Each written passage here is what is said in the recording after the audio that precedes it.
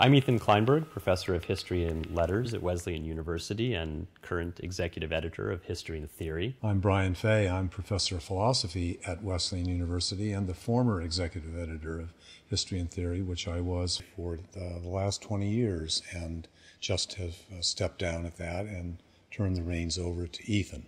And we're here to talk a little bit about the past and the future of the journal. So I was thinking over my time as editor of the journal and the ways in which it has changed. This is an exciting time to be an editor of a journal, of an academic journal in particular, brought about not only by the changes in the intellectual landscape in which we operate, but also in the electronic age that we've entered and how that has led to changes in the journal.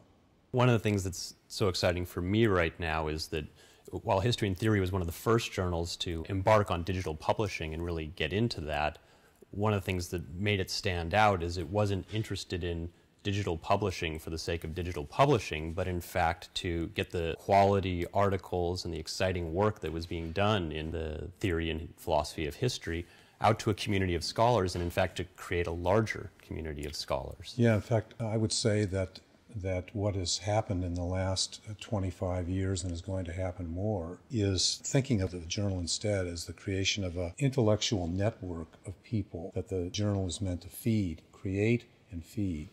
One of the things we're doing now to really build on this is taking advantage of social networking via our Facebook page, Twitter, LinkedIn, and using these accounts to get information out to our reading public, to get feedback from them too, and to enter into new areas and to expand our reach and to really create that space, that virtual space for interested readers of the journal. Another thing that we've done is, and which particularly under your own leadership, was to sponsor conferences and particularly lectures. We're, as editors, are actually out meeting with scholars in various venues. The lecture in intellectual and cultural history that we host at Columbia University in partnership with the Consortium for Cultural and Intellectual History has been a huge success with scholars like Carlo Ginzburg and Joan Scott, Dominic LaCapra, Rosalind O'Hanlon, that had brought all sorts of people to the journal and has brought the journal to other venues. And of course we're pushing beyond this with the endeavor in China, where the outreach of the journal to other locations, where now, because we've made these inroads online, our presence is known, we're well read,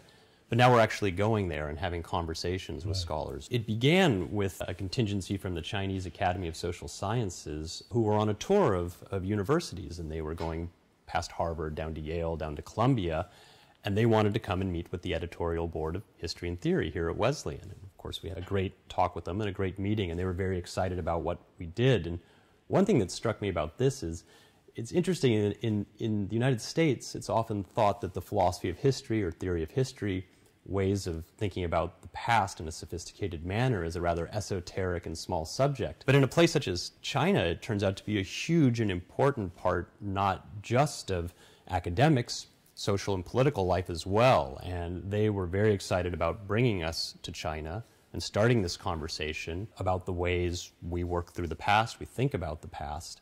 And so last fall, we went to Beijing with a group of scholars from the United States. President Michael Roth came too, and had a wonderful exchange of ideas with these Chinese scholars. We'll have a theme issue that's based on this coming out next year.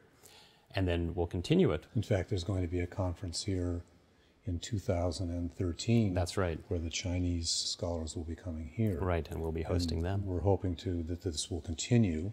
And in the meantime, we have struck up a relationship with a number of journals there that are now publishing abstracts of journal articles that appear in our pages, and we're doing the same in reverse. That's right. And in fact, one of the journals in China, Historiography Quarterly, which is probably the closest to what we do in content, has plans to publish an entire issue of articles from History and Theory in translation, and we hope that's going to be the start of actually getting our work into higher academics in China, first in translation into Chinese, but ultimately, as the Chinese are becoming more interested in learning English, to have the journal articles published directly. And hopefully that's going to lead to more content coming from China, and this will increase that scholarly exchange and grow that scholarly community. So Ethan, I've enjoyed this conversation. I look forward to your editorship in the future.